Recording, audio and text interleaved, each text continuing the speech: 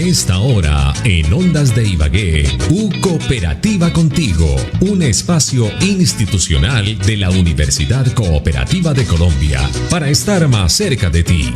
Cooperativa Contigo, solo por Ondas de Ibagué. Universidad Cooperativa de Colombia. Universidad Cooperativa de Colombia. Hola amigos, ¿qué tal? Un saludo especial a esta hora de la mañana. Saludamos a todos nuestros amigos. Un saludo especial a toda esa familia de la Universidad Cooperativa. Hoy con un programa bien, pero bien interesante que tenemos para compartir con todos ustedes en esta mañana. Cooperativa, un programa de la Universidad Cooperativa de Colombia, esa gran universidad de la cual nos sentimos supremamente orgullosos todos los ibaguereños y por ende todos los tolimenses. Hoy con un invitado especial, el profesor Eric Aristizábal, es profesor de Derecho Laboral, ¿no? Sí, Derecho Laboral de la Universidad Cooperativa, porque vamos a hablar precisamente de ese tema que está de moda, entre otro, pues de moda, porque la reforma laboral en Colombia, pues obviamente la ha planteado el gobierno nacional y ha generado, pues obviamente, expectativa entre todos los colombianos. Hoy vamos a hablar de ese tema, mi querido, vamos a hablar precisamente de reforma laboral. Reforma laboral es el tema que tenemos planteado, Kevin, para el día de hoy con el profesor Eric Aristizábal. Bueno, vamos de una a hablar de la reforma laboral. La reforma laboral, pues, es el tema interesante, un tema que tiene que ver con todos los colombianos. El gobierno nacional ha planteado el tema de la reforma laboral. Hay gente que le gusta y otros que no, pero de eso se trata precisamente. Bienvenido a su programa Cooperativa y empezamos hablando de la reforma laboral, mi querido doctor. Claro que sí, César, muy buenos días a ti, a toda tu audiencia, quienes nos escuchan directamente desde sus diferentes dispositivos o por las redes sociales. Efectivamente hemos querido precisamente abordar un tema sobre el cual se ha hablado mucho, pero también en algunas ocasiones uno entiende que hay algo de distorsión, o hay unas expectativas no muy reales o no muy certeras, y pues precisamente la idea es que conozcamos a profundidad los diferentes disposiciones o estipulaciones que trae consigo la ley de reforma laboral, la ley 2466 de este año, que precisamente lo que busca es formalizar, es ampliar derechos y garantías de los trabajadores, de diferentes personas que por la rigidez que traía nuestro Código Sustantivo del Trabajo, pues en muchas ocasiones no se logra articular o no logra incorporarse en esquemas de contratación que podamos denominar como trabajo decente, trabajo digno, trabajo formal. Entonces, precisamente una de las prioridades de esta reforma laboral es precisamente abarcar gran parte de la población colombiana. O sea, Colombia, más del 50% de los trabajadores pues son trabajadores informales. Entonces eso quiere decir que más de la mitad de los trabajadores en Colombia no cuentan con los derechos y garantías que reconoce nuestro ordenamiento jurídico, y es precisamente ese el principal foco de atención de esta reforma laboral, y es a este gran grupo poblacional y obviamente a sus familias que se quiere llegar. Eso o sea, obviamente toda moneda tiene dos caras.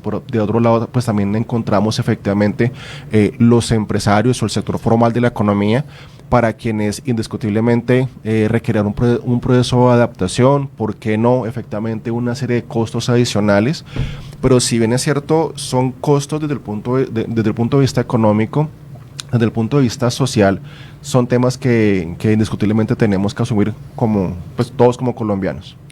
Bueno, la reforma laboral, definitivamente hay algo que es lo que uno escucha como periodista y que uno también lo siente, porque pues uno es trabajador también.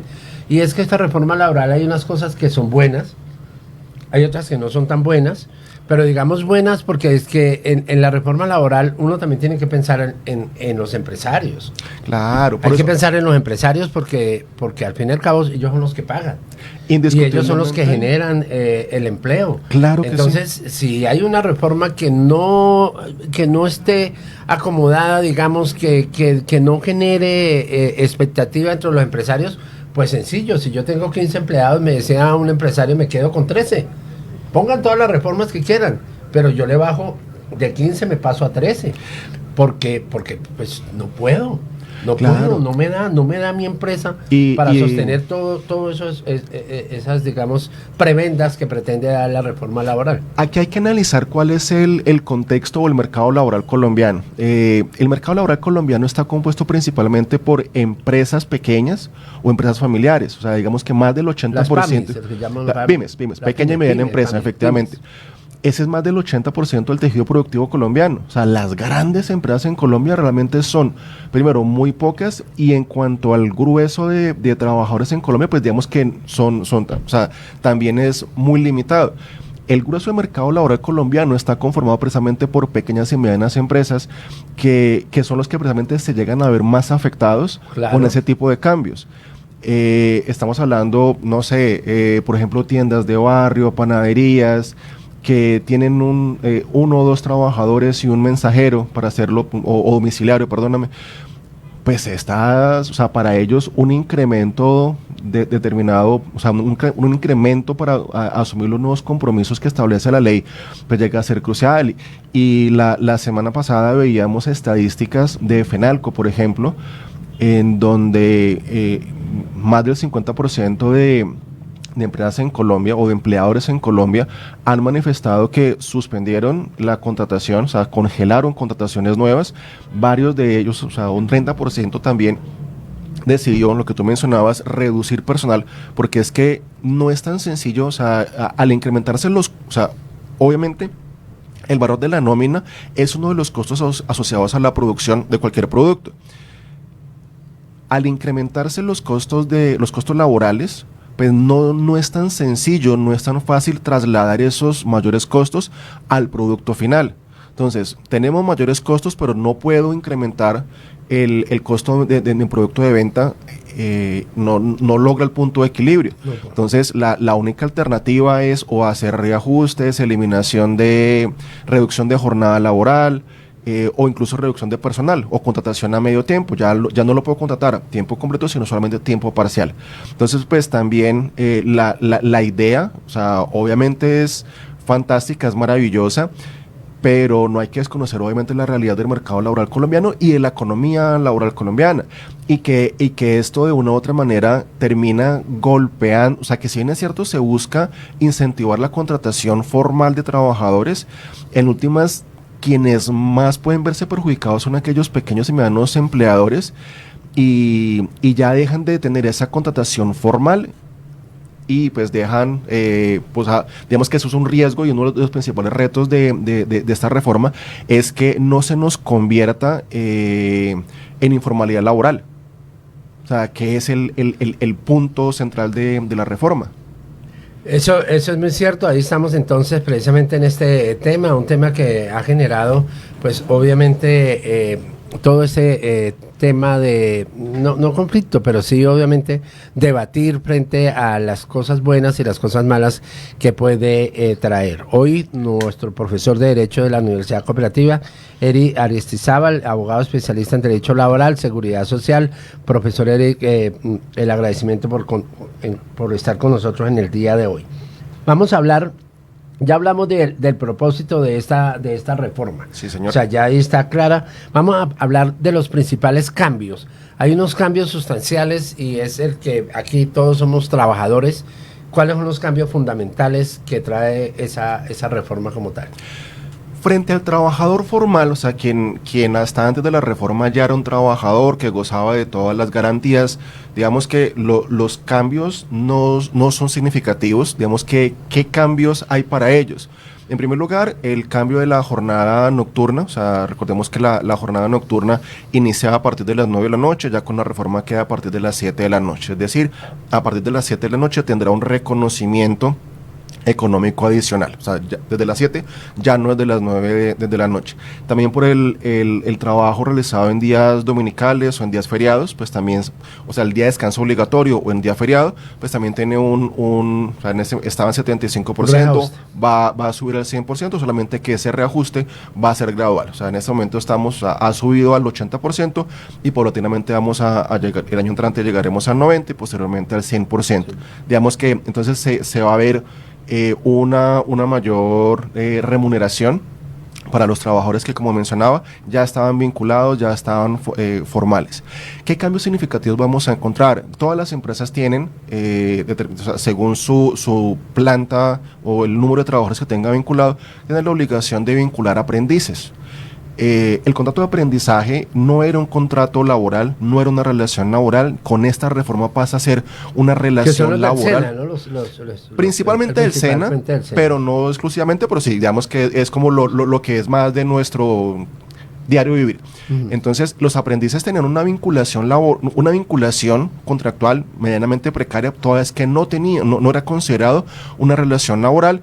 Y solamente ellos recibían un auxilio para garantizar el proceso de formación en el cual se encontraban, para garantizar ese proceso de aprendizaje, pero no era como tal un salario, ni tampoco tenían una cotización al sistema de seguridad social integral, solamente en materia de salud, de salud y de riesgos laborales, dependiendo la fase en que se encontrara, si era fase lectiva o ya era fase práctica.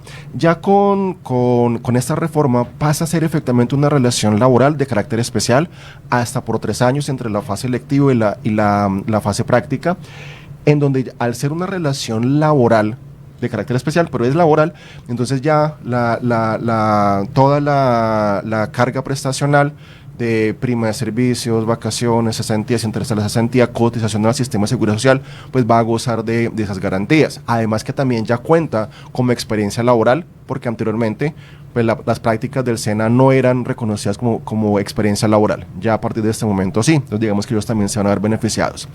Gran parte de la economía colombiana hoy en día se está moviendo hacia plataformas digitales, hacia lo que conocemos como la gig economy, en donde pues, si bien es cierto, la economía se está moviendo o está migrando hacia entornos digitales, pues no está acompañado de una protección laboral para ese tipo de trabajadores.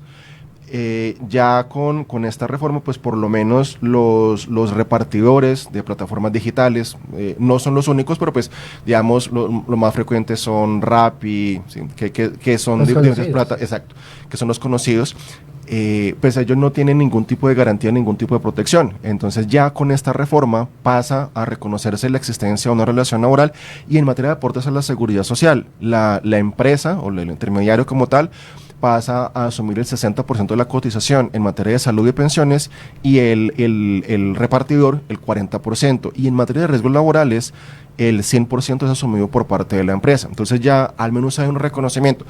Uno puede decir la reforma en ese punto fue un poco tibia, porque como mencionaba, solamente se cubre a los repartidores y domiciliarios, ¿sí? Pero pues digamos, hoy en día un programador, o sea, hay muchas actividades industriales y comerciales que se realizan a través de herramientas de las tecnologías de información y comunicaciones, y frente a ellos digamos que no hay o sea, la norma no hace ninguna consideración expresa. Entonces va a sonar un poco, o sea, muy coloquial, pues quedaron por fuera de la protección legal, pero por lo menos es un avance. O sea, ya por lo menos, o sea, el marco jurídico da un primer paso hacia protección de cierto tipo de trabajadores de tecnologías. Pues más que justo, obviamente, quienes somos trabajadores, pues todo eso es válido, pero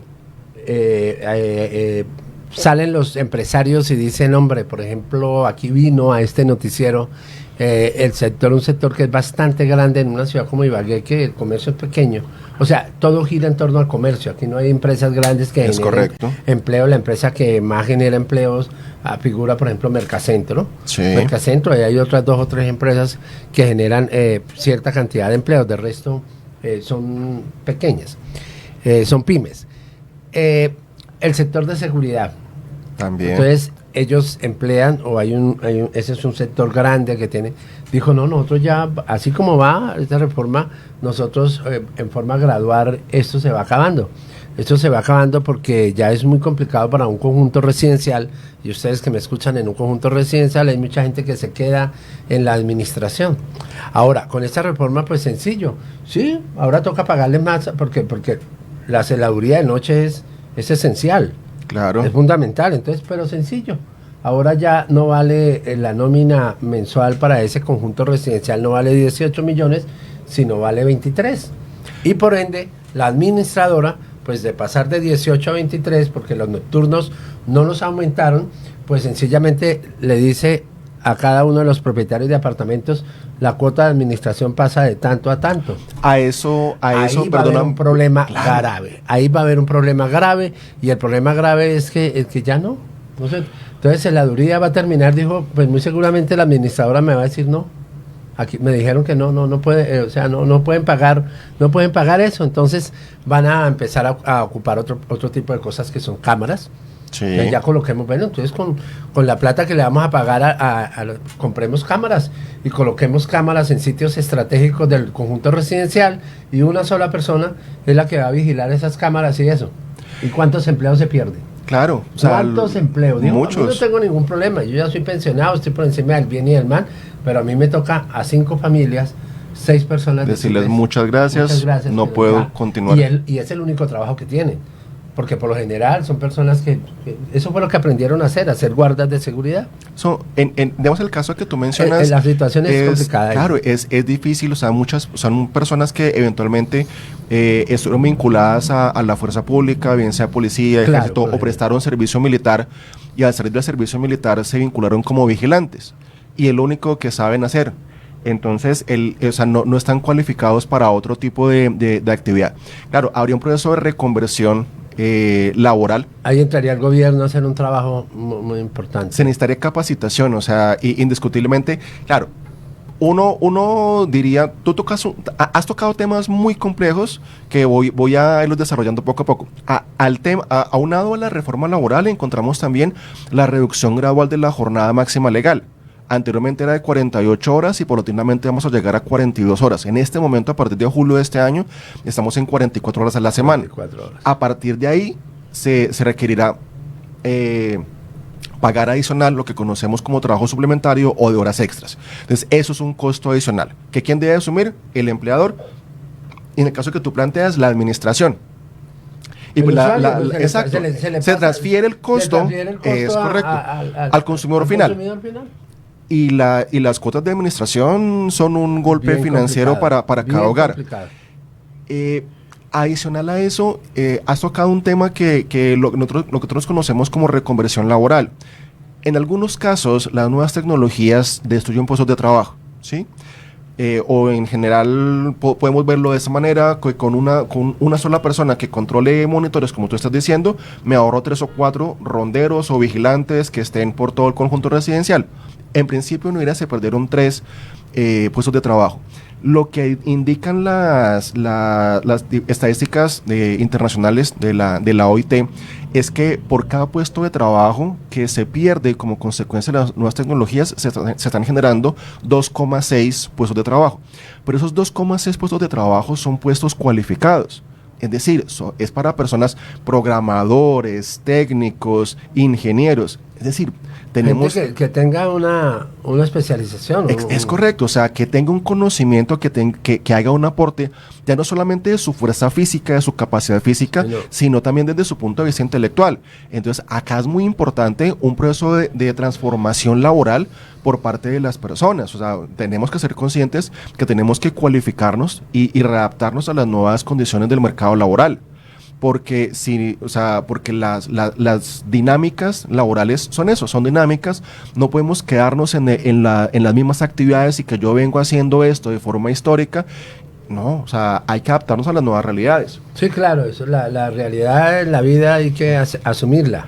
Lo que no es fácil, digamos, para una persona ya de edad madura, de cierta edad, que aprender cosas nuevas no siempre es fácil. Y pues lo que no queremos es que efectivamente un gran número de trabajadores en Colombia pierdan su puesto de trabajo o que sean desmejorados. Porque precisamente, y en eso quiero ser reiterativo, lo que se quiere es precisamente avanzar en los procesos de formalización laboral.